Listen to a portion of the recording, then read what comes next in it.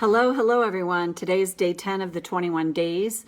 Oh, Fiona, I saw your post about the Brene Brown, the thing on boundaries. Totally. I mean, I definitely could absolutely see like a program on boundaries for sure, without question. And it's such a work in progress for me too. And I'm going to add, even especially as a female in a patriarchal culture where we're taught to be kind, to be sweet. So I just want to say that, and we'll see what comes next. So Bella, I just tagged you because I saw you have feeling like I don't have a real purpose. So I tagged you on a previous video I did in this 21 days about living your purpose. And I'll say it here really quickly. I truly believe this idea behind living our purpose is a construct of an ego-based culture that we live in. Because if we're not living our purpose, we feel bad about ourselves. And I would say most people on the planet are feeling like they don't live their purpose. They don't even know what it is. So if you go back to that and just go back and watch that other video that I tagged you on, what if instead of believing we have to find our purpose, what if it's you did that, I've heard so many people, Oprah and so many other people use the prayer, use me for the highest good. Ask to be used for the highest. That's such a different energy than I've got to find out my purpose, which I truly believe is a construct of the culture that we live in that's very based in the ego.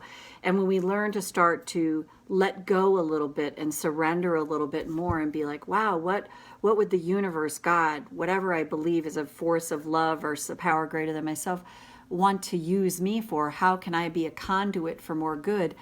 Then we're opening to guidance and direction that could come to us. And we're not living in this ego-based culture like, I got to set goals and I've got to be successful and I've got to do all this.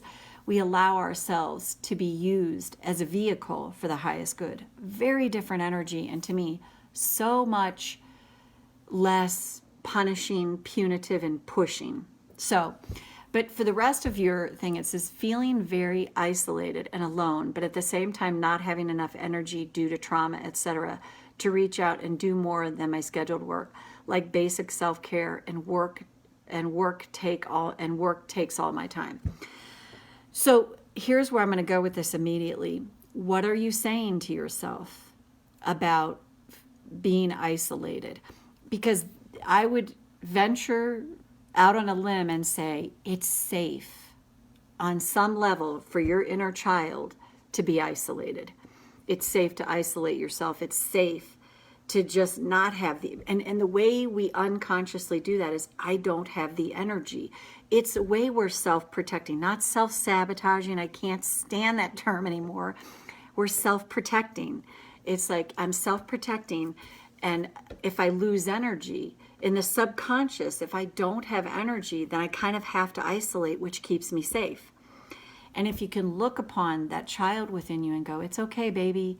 It's okay that you need to isolate. It's okay that you long to be out in the world, but it doesn't feel safe for you. That, to me, is where the healing journey begins, is to learn to love and accept the child in us that's like, it's not safe to get out in the world. I'm better off isolating. And the way on the subconscious I'm going to do that is I'm going to lose energy so that I can't. So karate chop. Even though I'm pretty sure I've been judging myself harshly for isolating from the world. What if I could start to see this differently now?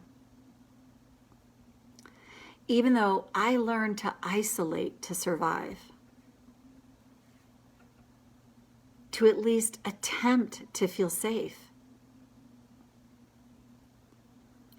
What if I could learn to accept this part of me? And what if that could help release the judgment? Even though I learned a long time ago that I need to isolate to feel safe. But now I judge that part of me, make myself wrong for isolating to feel safe and survive. I choose to honor this truth right now. Go to the eyebrow. I isolate That wounded child in me learned to do this. This child in me needs to feel safe in the only way they know how. So isolation was the choice. And what if I can catch myself judging myself, judging this part of me? And as I catch that, start to interrupt it. Because what if this part of me really needs acceptance? I've learned to heap epic judgment on this part of myself. And what if the beginning of healing is learning to love and accept this part of me that learned to isolate to survive? And what if by befriending this part of me and interrupting the judgment around it, what if I start to heal from the inside out? And what if instead of telling myself I need to stop isolating, because I'm accepting and loving this part of me, what if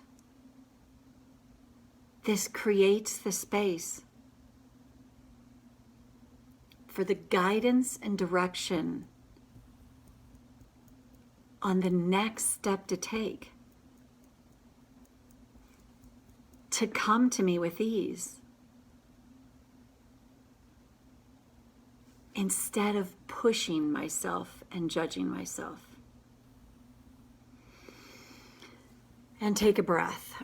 And if you found that helpful, go back and do it as many times as you need to. Again, what I said is I see that that's the part that isolates. It's like to talk to that part and go, it's okay. This is how you learn to feel safe. This is how you practice, taking care of yourself. This is self-care. And what if we can learn a new way to self-care? And what I find, Bella, when we go into that and own it, and instead of like the judgment, start to acknowledge and be like, love and accept that part, like all of a sudden you find, wow, I just want to do these other things for self-care. It's that pushing ourselves and the pushing energy, to me, that's a construct of the ego culture that we live in that keeps us stuck. So I hope you found this helpful, you and Sandy, you too, and we'll see you tomorrow on day 11. Bye for now.